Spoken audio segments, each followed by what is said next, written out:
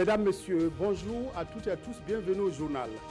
Le Burkina commémore dans le recueillement et la soif de justice le 18e anniversaire de l'assassinat de Norbert Zongo et de ses 3 compagnons le 13 décembre 1998. À Ouagadougou et Bobo-Dioulasso, des rassemblements ont été organisés par les organisations démocratiques de masse. Yahya Jammeh doit faire de plus en plus face à la pression internationale suite à ses volte-face après les résultats de la présidentielle gambienne. 4 chefs d'État de la sous-région ouest-africaine arrivent aujourd'hui à Banjul pour une mission de bons offices. Cela dit, aujourd'hui, 13 décembre 2016, 18 ans déjà, que Norbert Zongo et ses 3 compagnons d'infortune étaient assassinés. En cette date anniversaire, le collectif des organisations démocratiques de masse est allé se recueillir sur la tombe du directeur de publication du journal L'Indépendant. Une marche a été aussi organisée à travers les artistes de la ville. Les marcheurs ont une nouvelle fois réclamé vérité et justice pour Norbert Zongo ainsi que pour toutes les autres victimes de crimes de sang. Reportage d'Ilar Essieyen, Ismaël Djilouma Sirima. Une minute de silence en mémoire de Norbert Zongo et ses compagnons. Assassiné, enterré depuis 18 ans, des voix s'élèvent encore aujourd'hui contre l'enterrement du dossier. Après la cérémonie de recueillement et le dépôt de gerbes, l'Assemblée s'est déplacée à la place de la Nation pour réclamer vérité et justice pour les crimes de sang. À ce jour, les dossiers d'Abo Boukari, Thomas Sankara, Norbert Zongo, le dossier des victimes de l'insurrection populaire et du putsch traînent toujours dans les couloirs de la justice. Est-ce normal, camarades? Est-ce normal, camarades? À partir de la place de la Nation, les membres et sympathisants du collectif des organisations démocratiques de masse ont entamé une marche à travers les artères de la capitale pour dénoncer le silence des autorités judiciaires sur le dossier Norbert Zongo.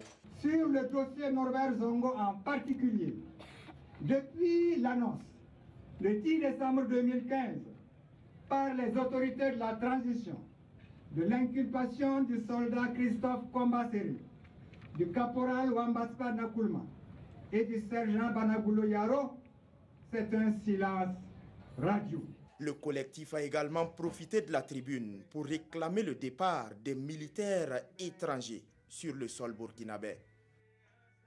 Rendons-nous maintenant à Bobo-Dioulasso pour voir comment le 18e anniversaire de l'assassinat de Norbert Zongo a été commémoré. Les organisations syndicales ont tenu une assemblée générale pour évoquer les luttes du journaliste et rappeler les actions menées pour que justice soit faite. Elles se disent déçues de la lenteur avec laquelle le dossier est pris en main par la justice au lendemain de l'insurrection. Reportage Drissa Traoré, Karim Sissé. Une minute de silence en la mémoire de Norbert Zongo et de ses 3 compagnons. Et le temps est donné ici à la Bourse du Travail de Bobo-Dioulasso pour la commémoration du 18e anniversaire du drame de Sapuy. Le conférencier du jour a fait un cours d'histoire sur le combat mené par Norbert Zongo jusqu'à son assassinat.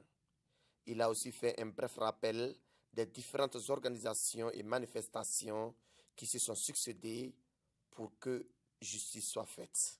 Beaucoup de jeunes qui, effectivement, quand nous marchons en 98, ils avaient 6 ans. C'est eux, effectivement, qui ont fait l'insurrection. Ce sont les insurgés d'octobre 2014. Nous pensons qu'il faut nous asseoir. Il faut leur rappeler d'où vient le code MPP. Comment, effectivement, Norbert a été. Il faut leur rappeler tout ça. Et c'est pourquoi nous pensons qu'une marche et un meeting ne peut pas régler ce genre de questions. Par contre, une assemblée générale permet les échanges et permet d'informer au mieux la jeunesse parce que c'est elle qui doit prendre la relève. Après le départ de Blaise Compaoré, l'espoir était permis selon les organisateurs. Mais jusqu'à nos jours, le dossier piétine. En vérité, ceux qui dirigent notre pays, c'est eux aussi en réalité qui ont construit Blaise. C'est eux qui ont effectivement, si vous voulez, assis Blaise Compaoré dans son pouvoir. Donc c'est tout à fait normal que les crimes de sang, qui sont en réalité des crimes politiques, ne peuvent pas effectivement échapper effectivement à ceux qui dirigent notre pays aujourd'hui. Car cela ne tienne, Bakary Miloko demande aux uns aux autres de maintenir la mobilisation afin que lumière soit faite. Nous reviendrons au cours de notre prochaine édition sur le rappel des faits du drame de Sapuy. Cela dit, les musulmans du Burkina ont célébré dans la nuit de lundi à mardi le Mouloud, ou la naissance du prophète Mohamed à Ouagadougou. La célébration a drainé du monde dans les différentes mosquées et places publiques. Prières, récitation du Coran et prêches ont marqué cette nuit et permis aux fidèles de se rappeler les principes qui ont guidé les pas du prophète Mohamed. Reportage Kosoun Koulibaly, Zoubaviel, David Daviré. La célébration du Mawlud, selon les prescriptions islamiques, symbolise l'avènement d'une ère nouvelle pour l'humanité. Elle marque la naissance du prophète Mohammed en 570, un homme dont les musulmans se remémorent ici la vie et le parcours. Nous célébrons cet anniversaire qui est un rappel des faits de saint prophète, ce qu'il a fait, ce qu'il a apporté comme message, l'importance du message, qui sont des messages de paix, des messages de cohésion sociale, des messages pour qu'on se remette à Dieu, le Créateur. À travers séances de prière, récitation du Coran et prêche, ces fidèles musulmans réaffirment leur attachement aux vertus et préceptes édictés par leur prophète. Occasion pour eux de dénoncer les amalgames entre islam et violence et de saluer le climat de tolérance et de fraternité entre les confessions religieuses du Burkina Faso. Islam veut dire paix. Et quand on parle de l'islam, c'est pour dire qu'il faut faire la promotion de la paix.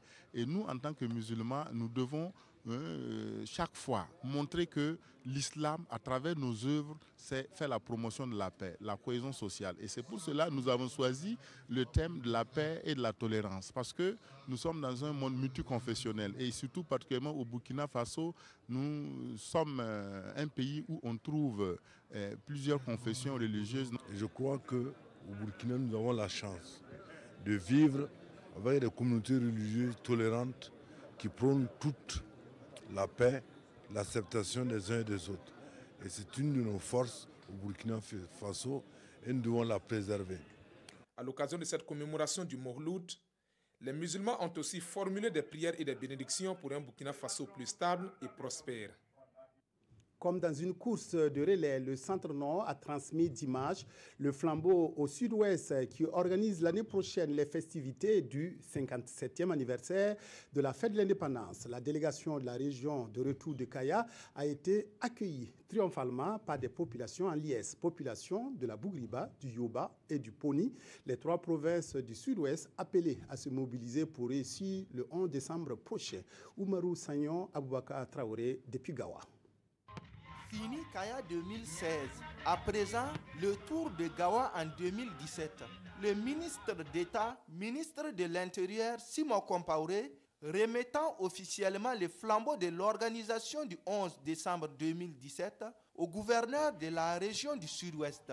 Des émotions de joie de la délégation de cette région. C'est une joie parce que les populations de la région du Sud-Ouest sont confiantes qu'à l'issue du 11 décembre 2017, notre ville, notre région va changer de visage et nous allons rentrer dans la liste des régions qui ont maintenant des villes et non des bourgades comme chef-lieu de région. Sur le chemin du retour, ce lundi 12 décembre, c'est une liesse de joie exprimée par les populations de Orankwa, Dano, Djikologo, Djebougou, Tiankoura et Gawa, sortis massivement accueillir les flambeaux. À chaque escale, le même message.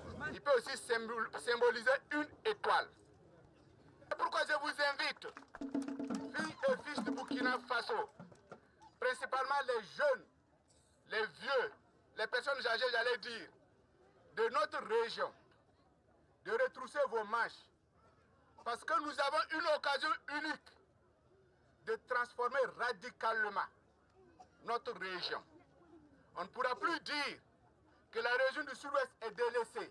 Les autorités coutumières, religieuses et administratives et la population ont affirmé leur engagement à relever cet important défi. En attendant, le flambeau prend la direction de la province du Numbiel avant de revenir dans la cité de Bafou. Les changements climatiques ne sont pas que négatifs, selon des spécialistes de l'environnement réunis à Ouagadougou dans le cadre du projet APTE 21 mis en œuvre par l'IRD au Burkina. La rencontre qui s'est tenue pendant 3 jours a permis aux acteurs des changements climatiques de valider les outils de mise en route du projet Application des prévisions climatiques et pratiques agricoles dans la traduction des événements pluviométriques extrêmes du XXIe siècle en zone inondable. Issaka Ouedraogo, Yolande Lompo, précision. Leur mission, arrêter des méthodes standards de mise en œuvre du projet et définir les actions à réaliser. C'est le lieu également pour les participants d'échanger sur les plans à mettre en œuvre pour les 30 prochains mois et de recenser les risques jugulés par la sécheresse. D'explorer mais également exploiter les événements extrêmes pluviométriques qui adviennent dans la sous-région. Alors c'est parce que tout simplement on a toujours pensé que quand on parle de changement climatique c'est toujours négatif, alors que dans certains cas justement on peut faire usage de certains des événements spéciaux qui sont dus au changement climatique. Ce projet est financé par l'Institut de recherche pour le développement IRD et le Conseil scientifique agricole. Pour les partenaires, cet appui a permis d'améliorer les recherches sur les changements climatiques. C'est justement de mettre ensemble la communauté des agriculteurs et des utilisateurs, je dirais, de la recherche et les chercheurs qui travaillent sur les changements climatiques, les données, mais également sur l'éventuelle solution. Il y a un projet où les producteurs aussi, on demande leur avis. Et nous, avec la science, on va essayer de mettre ça en accord pour obtenir des résultats beaucoup plus durables. Le projet est financé à hauteur de plus de 150 millions de francs CFA. Il a débuté en juin et a une durée de 2 ans et demi. Vous le savez déjà, l'humoriste burkinabé Moussa Petit Sergent a été désigné par RFI lauréat 2016 de son prix Talent de Rire. Le prix lui a été décerné dimanche dernier à Abidjan lors du gala de clôture du festival organisé par Maman de RFI. Le prix Talent de Rire vise à promouvoir la carrière des jeunes humoristes africains et couronne ainsi les efforts de Moussa Ouedraogo de son vrai nom. Reportage Nongbakuda Arunamari. La carrière de Moussa Petit Sergent prend des galons à l'extérieur. Tout sourire, l'humoriste burkinabé, prix RFI Talent de Rire 2e édition, brandit ici son trophée. Le prix RFI Talent de Rire récompense les jeunes talents de l'humour en Afrique. En plus du trophée, une enveloppe de 4 000 €, soit plus de 2 600 000 francs CFA, accompagne le prix. C'est un sentiment de joie, c'est un sentiment de fierté qui m'anime et je suis content pour toute mon équipe, surtout pour mon équipe, pour tous ceux qui ont cru en moi dès le début et avec qui je travaille depuis très longtemps et moi je leur dédie à tous ce prix. Tu postules avec 3 spectacles différents d'au moins 1 heure et comme moi j'ai fait déjà 3 spectacles, donc du coup j'ai postulé avec mes 3 spectacles, donc c'est sur la base de ces 3 spectacles-là que j'ai été retenu. Moussa Ouedraogo succède ainsi à Bassek Fils Miséricorde du Cameroun, lauréat la première édition du festival Gondwana de RFI. Moussa Petit Sergent est arrivé sur les planches dès son jeune âge. Il a été formé par la compagnie Les Merveilles du Faso de Patrice Kaboré. Il a également remporté d'autres prix au Burkina Faso. Au Wistiti d'Or en 2011, il a décroché le prix du meilleur humoriste émergent. Il est également lauréat du Grand Prix national de l'humour de 2015. Actualité hors de nos frontières, 4 chefs d'État de la CEDEAO sont attendus aujourd'hui en Gambie dans le cadre d'une mission de bons offices. Il s'agit de ramener à la raison le président Yahya Jammeh pour qu'il accepte le verdict des urnes. Et puis la pression internationale, mais aussi à l'intérieur avec les mises en garde de l'opposition et de la commission électorale indépendante qui se refuse à tout retour en arrière. Les avertissements à l'endroit de Yahya Jammeh se multiplient après son rejet inattendu des résultats de la présidentielle du 1er décembre qui ont proclamé Adama Barrow vainqueur et qu'il avait accepté dans un premier temps. Le président de la commission électorale a averti le candidat malheureux que sa tentative de tourner les résultats en sa faveur ne changera pas le fait qu'il a perdu. La commission détient les preuves des suffrages. Une autre voix, celle d'Omar Diallo, de la coalition des partis qui a porté Barrow à la victoire, qui voit en Jammeh un mauvais perdant et un ennemi de la démocratie. I cannot understand now Je ne peux pas comprendre pourquoi il parle maintenant d'aller au tribunal. Je pense que c'est simplement des paroles.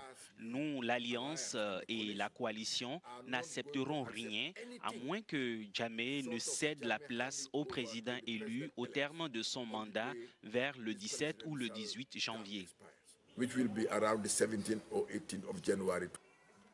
Le leader du Parti progressiste du peuple a déclaré qu'il comptait sur le patriotisme des forces de sécurité pour défendre la démocratie.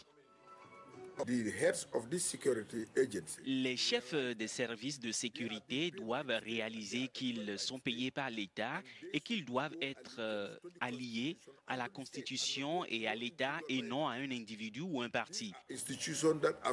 Ce sont des institutions qui sont censées survivre au gouvernement et au président parce qu'ils sont ici pour servir le peuple de la Gambie. Heureusement, tous ont déclaré qu'ils doivent allégeance au nouveau président élu et qu'ils vont travailler avec lui.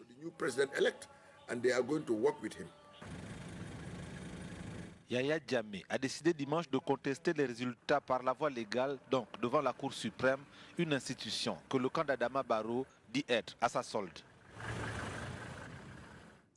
Élection contestée toujours, le Gabon a connu un scrutin présidentiel entaché d'anomalies, selon le rapport de la Commission d'observation électorale de l'Union européenne. Un rapport dont le contenu était un secret de polichinelle et rendu public hier et qui ne va pas contribuer à faire baisser la tension entre les partisans d'Ali Bongo Ondimba et de Jean Pinga. Il y a bien eu des anomalies lors de l'élection présidentielle au Gabon en août dernier. C'est la conclusion de la Commission d'observation électorale de l'Union européenne qui a publié son rapport ce lundi. Des anomalies qui, selon les observateurs de l'UE, mettent en question l'intégrité du processus de consolidation des résultats et du résultat final de l'élection remportée par Ali Bongo. Notre observation a mis en exergue des défaillances importantes du processus électoral, notamment en termes de manque de transparence lors des phases cruciales et du manque d'indépendance de certaines institutions clés. Au centre de ces incohérences, les résultats de la province du Haut-Ogooué, fief électoral du président sortant. Selon les résultats officiels, Bongo y a obtenu 95,47% des voix pour une participation de 99,93%, influençant ainsi le résultat général de ce scrutin à tour unique. Réagissant à la publication de ce rapport, le ministre des Affaires étrangères Paco Moumbele Boubeya a indiqué qu'il n'y a pas de mécontentement à avoir et encore moins de satisfaction particulière. C'est un rapport qui vient aussi à point nommé au moment où le président de la République, son Excellence Ali Bongo Ondimba, vient de convoquer il y a quelque temps un dialogue politique qui va s'ouvrir sous l'égide du Premier ministre. Ce sont des éléments, je crois, qui vont certainement concourir également à être examinés par la classe politique si elle le souhaite. Pour rappel, le candidat de l'opposition, Jean Ping, qui continue toujours de rejeter la réélection d'Ali Bongo, avait saisi la Cour constitutionnelle pour contester les résultats, notamment dans la province du Haut-Ogooué. Un appel rejeté par la Cour, ce que regrettent les observateurs de l'UE. Football et de 4 pour Cristiano Ronaldo, l'attaquant du Real de Madrid et de l'équipe nationale du Portugal, a remporté hier son 4e ballon d'or. Le joueur des Merengues a dévancé son éternel rival Messi et pour la première fois, le Français Antoine Griezmann. Le vote des journalistes sportifs du monde entier a été donc sans surprise. Avec ce nouveau trophée, après ce reçu en 2008, 2013 et 2014, CR7 dépasse Johan Cruyff, Michel Platini et Marco van Basten. Mais il reste devancé par son grand rival, Lionel Messi, qui détient le record avec ses 5 ballons d'or. En fait, le suspense était inexistant avant même l'annonce officielle, tant Cristiano Ronaldo a marqué l'année 2016 de son empreinte. Il a remporté l'Euro avec le Portugal, même si sa finale a été abrégée par une blessure au genou. Et il s'est adjugé la Ligue des Champions avec le Real Madrid, en inscrivant le tir au but décisif en finale contre l'Atlético. Signalons au passage qu'il est le meilleur buteur de l'histoire de la compétition avec ses 96 réalisations. Dans ces conditions, Lionel Messi, Neymar ou Antoine Griezmann, meilleur buteur et meilleur joueur de l'Euro, avaient peu de chances de le priver de la plus prisée des distinctions. Côté français, le grand absent est Karim Benzema qui a pourtant gagné la Ligue des Champions avec le Real Madrid et marqué 24 buts en Liga. Mais il n'a pas participé à l'Euro et a perdu sa place en bleu à cause de son implication présumée dans l'affaire de la sextape de Mathieu Valbuena. Alexis Sanchez a certes remporté la Copa América du centenaire avec le Chili et été élu meilleur joueur du tournoi. Mais la saison moyenne d'Arsenal, qui a terminé à 10 points de Leicester en Première Ligue et s'est fait sortir en 8e de finale de la Ligue des Champions, lui a été préjudiciable. Le gardien de l'Atlético Madrid, Jan Oblak, n'a encaissé que 18 buts en 38 journées pour égaler le record en la matière dans le championnat d'Espagne. Mais il n'a pas pu empêcher la défaite de son équipe au tir au but en finale de la Ligue des Champions. Fin du journal. Merci de l'avoir suivi. Excellent après-midi à toutes et à tous en compagnie de la RTD.